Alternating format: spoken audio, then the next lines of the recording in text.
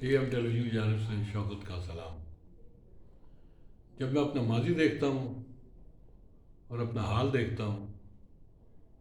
تو مجھے یہی کہنا پڑتا ہے کہ میں کس کس کے ہاتھوں پہ اپنا لہو تلاش کروں۔ ابھی دیکھیں کہ دوسری جنگ عظیم کے بعد، جس میں امریکہ نے 2 ایٹم بم جاپان پہ گرائے تھے، جاپان کی خستہ حالت تھی، ان کے کھانے کے بعد ان کی خوراک نہیں تھی اور وہ ایک وقت کا کھانا کھاتے تھے، جس میں پاکستان نے ان کی مدد کی، امداد دی، ان کو ایک جہاز چاولوں کا بھر کے بھیجا تحفے کے طور پہ، جس کی وہ آج تک ہماری تعریف کرتے ہیں، ہمیں اچھا سمجھتے ہیں۔ اس کے بعد ہم نے ایک ہوائی جہاز ماؤ تنگ کو تحفے میں دیا، اور انہی دنوں میں، انہی سالوں میں ہم نے جرمنی کو 5 کروڑ روپے قرض دیا، اور ہم 1970 تک زکوٰۃ کے پیسے سعودی عرب بھیجتے تھے، اور وہاں کے لوگ ہمیں دعائیں دیتے تھے کعبہ میں بیٹھ کر کہ یہ اللہ تعالیٰ ان کی رزق میں اضافہ کر۔ یہ ایک چھوٹی سی کہانی میں نے آپ کے سامنے بیان کی ہے، باتیں تو بہت ہیں کرنے کی۔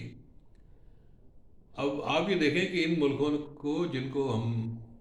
قرض دے رہے تھے، امداد کر رہے تھے، آج وہ ملک کہاں ہیں اور آج ہم کہاں کھڑے ہیں۔ آپ یہ دیکھیں کہ وہ دنیا میں وہ ملک جو ہیں، ان کا ایک نام ہے، انہوں نے ترقی کی ہے، انہوں نے اپنے لوگوں کو آگے بڑھایا ہے، ان کے لوگ خوشحال ہیں، اور ہماری حالت یہ ہے کہ ہمارے پاس کھانے کو نہیں ہے، بے روزگاری ہے، مہنگائی اتنی زیادہ ہے کہ ہمارے لوگوں کی پہنچ سے دور ہے، اور بری حالت ہے۔ 40% سے زیادہ آبادی جو ہے وہ ہماری غربت کی لکیر سے نیچے ہے۔ تو یہ ہمارے ساتھ کیا ہوا، یہ ہمیں کوئی بتانے والا نہیں ہے۔ اس کا مطلب یہ ہے کہ وہ سب ایک ہیں اور ایک دوسرے کا پردہ رکھتے ہیں، اور غریب عوام جو ہے، عام لوگ جو ہیں، وہ ان کی حالت جو ہے وہ جتنی خراب آج ہے وہ 1947 میں بھی نہیں تھی شاید۔ آپ یہ دیکھیں کہ ہمارے یہاں آج جو ہے 75 سال کے بعد ہماری حالت یہ ہے کہ ہم قرض پہ قرض لیے جا رہے ہیں، ادھار لے کے ہم اپنا گزر اوقات کرتے ہیں، ہم اپنی اشرفیہ کے نخرے اٹھاتے ہیں ان قرضوں سے، اور ان کو ان کے حساب سے ہم سارے اپنی پالیسیاں بناتے ہیں۔ تو یہ ہم نے جو کیا وہ ہمارے سامنے آ گیا، جو دوسرے لوگوں نے کیا آج انہوں نے اپنا ملک بنا دیا۔ ہم خود غرضی کی سیاست بھی کرتے رہے، خود غرضی کے سارے کام کرتے رہے، جس وجہ سے ہماری حالت یہ ہوگی۔ اب حالت یہ ہے کہ بین الاقوامی ادارے جو ہیں وہ ہمیں قرض دینے سے پہلے ایک پورا مسلسل ایک جائزہ لیتے ہیں، اس کے بعد وہ قرض اپنی شرائط پہ دیتے ہیں۔ ہم چیختے شور مچاتے رہتے ہیں، لیکن ہمیں وہ ان کے جو شرائط ہیں وہ ماننی پڑتی ہیں، کیونکہ اس کے بغیر ہمارا گزارا ہی نہیں ہے۔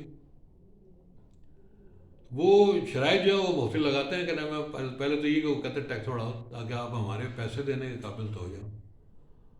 اس کے بعد وہ سیاسی طور پہ اور سماجی طور پہ فائدے اٹھاتے ہیں، ہمیں محکوم رکھنا چاہتے ہیں اپنا، اور وہ ڈکٹیشن دیتے رہتے ہیں ہر وقت ہمیں، یہ کر لو، یہ نہیں کرو۔ اس کے ساتھ ساتھ اس دفعہ انہوں نے ایک بات کی ہے، انہوں نے کہا کہ جو آپ کے بوڑھے لوگ، جن کو آپ بوڑھا کہتے ہیں، ان کی پینشن میں بھی بند کر دینی چاہیے، کیونکہ وہ بیکار، کچھ کام نہیں کرتے، بیکار ہیں، اور ان پہ خرچ کرنا جو ہے یہ آپ کی معاشی بدحالی کا ایک وجہ یہ بھی ہے۔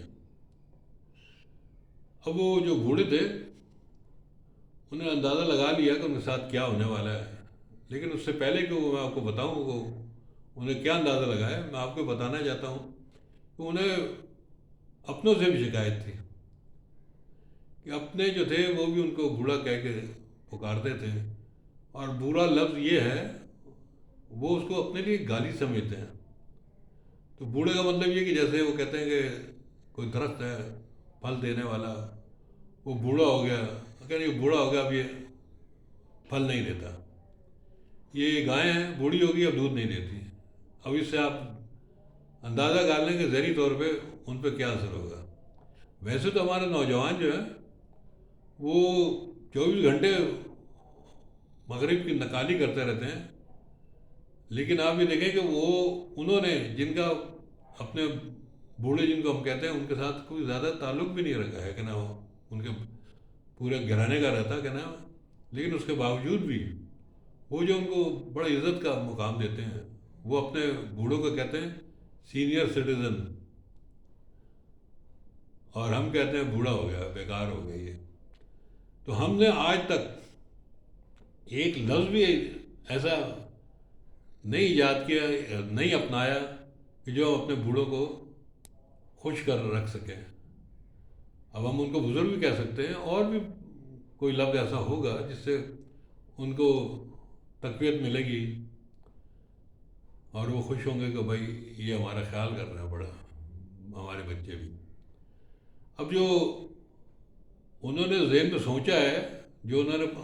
بوڑھوں کی پینشن بند کرنے کے لیے بین الاقوامی اداروں نے کہا ہے، تو اس میں انہوں نے سوچنے کے بعد انہوں نے یہ فیصلہ کیا ہے، انہوں نے یہ بات سمجھ میں آئی ہے کہ حکومت کسی وقت بھی یہ کہہ سکتی ہے کہ بوڑھوں کے لیے خودکشی جو ہے وہ حلال کر دی گئی ہے، وہ خودکشی کر سکتے ہیں قانونی طور پہ،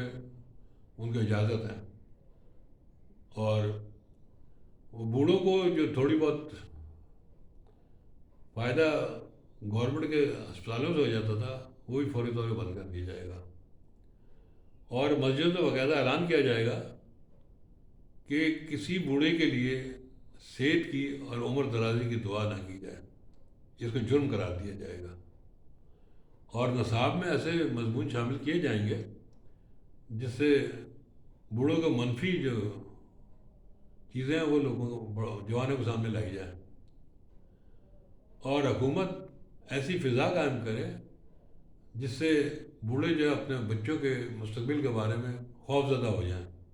اور وہ ہر وقت اسی خوف میں مبتلا رہیں۔ اس سے فائدہ یہ ہوگا کہ یہ یا تو پاگل ہو جائیں گے یا جلدی مرنا شروع کر دیں گے۔ تو یہ بوڑھوں کی اب سوچ ہو گئی ہے۔ تو یہ سب سوچ بچار کے بعد انہوں نے بھی ایک فیصلہ کیا ہے کہ ہم اجتماعی خودکشی کرنے کے لیے تیار ہیں، لیکن ہماری ایک شرط ہے۔ وہ کہنے لگے ہمیں اجتماعی خودکشی کرنے میں فرق کیا پڑے گا، ہمارے پاس کچھ بھی نہیں ہے، جو کچھ تھا وہ ہم نے اپنے بچوں کی پرورش پہ اور ان کی تعلیم پہ خرچ کر دیا، تو ہمیں مرنے میں کوئی کبات نہیں ہوگی، لیکن ہماری ایک شرط ہے کہ ہمارے بچوں کا مستقبل کے بارے میں وہ ہمیں گارنٹی دیں۔ اگر وہ ہمارے بچوں کے مستقبل کا بتاتے ہیں کہ تابناک ہوگا تو ہم خودکشی کرنے کے لیے اجتماعی خودکشی کرنے کے لیے تیار ہیں۔ اس سے اجتماعی خودکشی سے فائدہ ہی ہوگا، ایک تو ہمارے بچوں کا مستقبل سنور جائے گا اگر وہ مان گیا تو، اور دوسرا یہ کہ ہماری اجتماعی جگہ موت جب بنے گی تو کوئی نہ کوئی بچہ تو آ کے وہاں دعا کر لیا کرے گا ہمارے لیے، اور شاید کوئی کا چراغ بھی جلا دیا کرے جس سے ہمیں تسکین ملے گی۔ یہ ہماری جو سوسائٹی میں جو مختلف چیزیں ہیں، یہ ان کو میں نے ایک جگہ کرنے کی کوشش کی ہے، اور کوشش کی ہے کہ آپ کو بتاؤں کہ ہم کہاں کھڑے ہیں اور ہم کیا تھے اور کیا ہو گئے ہیں اور کیا ہونے جا رہے ہیں۔ شاید میری کوئی بات آپ کو اچھی لگے، اور اگر آپ کو کوئی میری بات اچھی لگتی ہے تو آپ اس کو سبسکرائب کر دیجیے گا، بیل کا بٹن دبا دیجیے گا، اور میرا ایک ہی نعرہ ہے، پاکستان زندہ باد۔